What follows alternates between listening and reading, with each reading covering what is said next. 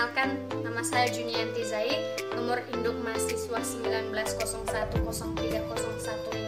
Saya mahasiswa Institut Agama Kristen Negeri Tarutung dari grup A semester 2, program studi pendidikan Kristen anak usia dini. Pada kesempatan kali ini, saya membuat video tentang tahapan bimbingan dan konseling pada anak usia dini guna memenuhi tugas mata kuliah bimbingan dan konseling pada anak usia dini yang dibimbing oleh Ibu Rotua Samosir MPD. Tahapan bimbingan dan konseling.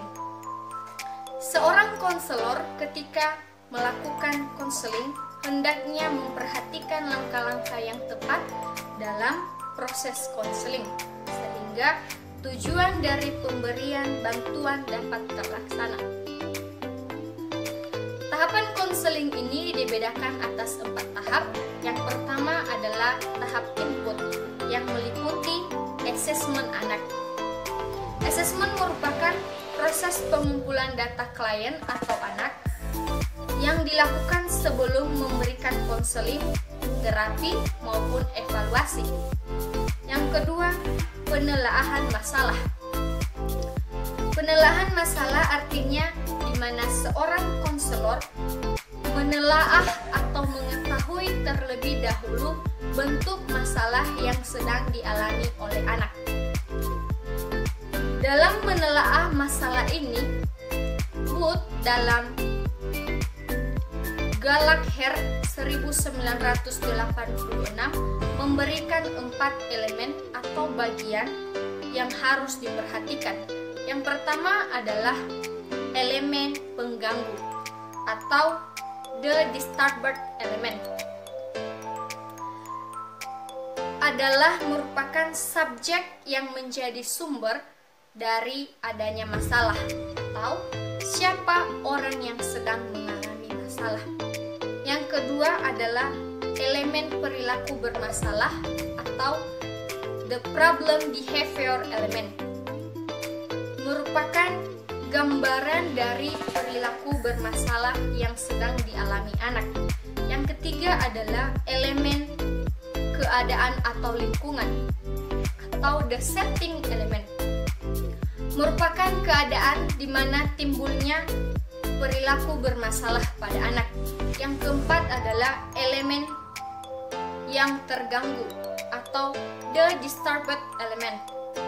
Merupakan orang-orang yang menganggap perilaku si anak sebagai masalah. Bagian ketiga, membuat tujuan umum. Tujuan umum ini merupakan tujuan yang menjadi tujuan utama dan biasanya tujuan utama ini adalah untuk membantu menyelesaikan masalah penyesuaian diri pada anak. Tahap selanjutnya adalah tahap proses. Dalam tahap proses diharapkan agar terarah dan terstruktur dengan baik, maka harus mengikuti tujuan-tujuan khusus yang telah dibuat oleh konselor. Dalam tahap proses ini sangat dibutuhkan kesabaran karena mungkin saja apa yang telah direncanakan akan berubah tergantung pada situasi yang dihadapi. Yang ketiga ialah tahap output. Tahap output merupakan tahap di mana konselor mengobservasi atau mengamati perubahan perilaku anak serta melakukan diskusi dengan orang tua dan lingkungan sekitar anak guna mengetahui ada atau tidaknya perubahan perilaku yang dialami oleh anak.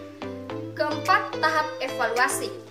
Tahap evaluasi merupakan tahap di mana konselor melakukan evaluasi meliputi mengukur dan menilai keefektifan pelaksanaan layanan dengan membandingkan data awal ketika melakukan asesmen. Adapun skema yang menjelaskan tahapan pelaksanaan bimbingan dan konseling pada anak dapat dibedakan. Yang pertama yaitu tahap awal atau input, meliputi asesmen awal, penetapan tujuan belajar, dan perjanjian dengan lingkungan terdekat anak. baik dengan orang tua, pendidik, maupun kerabat. Kedua ialah tahap proses.